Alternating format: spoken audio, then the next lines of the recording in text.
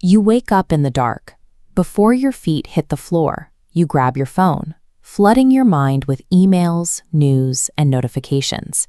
In these first moments, your brain moves through alpha and theta brainwaves, a highly receptive frequency used in deep meditation or hypnosis. Since your prefrontal cortex hasn't activated yet, checking social media or stressing bypasses your defenses, hardwiring anxiety straight into your subconscious. Your body naturally spikes cortisol in the morning to prepare you for the day. Without a plan, the brain often misinterprets this biological surge as a threat, urging you to stay in a safe, comfortable bubble. This window is your neurological golden hour. If you do not choose to program your mind during this window, the chaos of the external world will do it for you.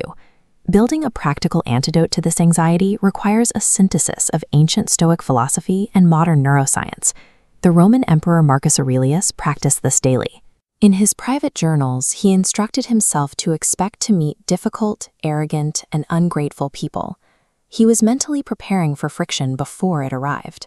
Modern psychologists call this stress inoculation.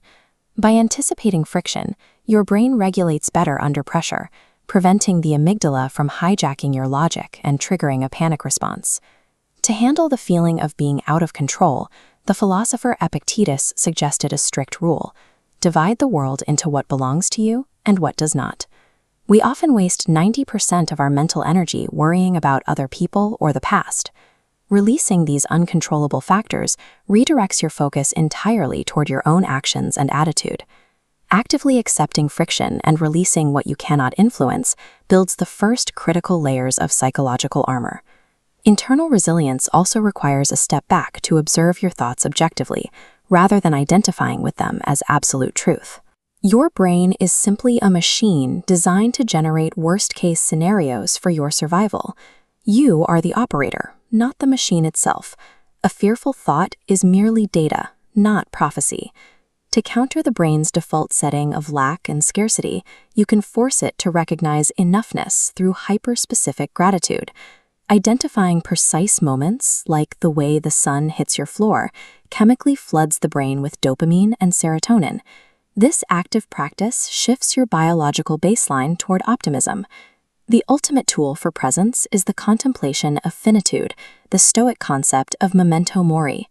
Contemplating your own death does not cause dread. It creates mortality salience, biologically jolting the brain out of autopilot and into a state of acute life satisfaction. Mastering these internal narratives transforms the mind from a source of fear into a quiet, enduring anchor. Establishing this morning rhythm builds the mental resilience required to weather actual emergencies and the inevitable chaos of the day. This process relies on neuroplasticity. Through intentional repetition, your brain physically changes its structure, forging new neural pathways that make calm responses more automatic over time. Use the first 60 seconds of your day to breathe and repeat these 5 principles. This creates a moment of stillness before the world can intrude. Proactively directing your focus transforms you from a passive victim of morning cortisol into the active architect of your own responses. Because you are physically rewiring your brain during its most suggestible hour, the way you choose to shape your morning eventually dictates the way you shape your life.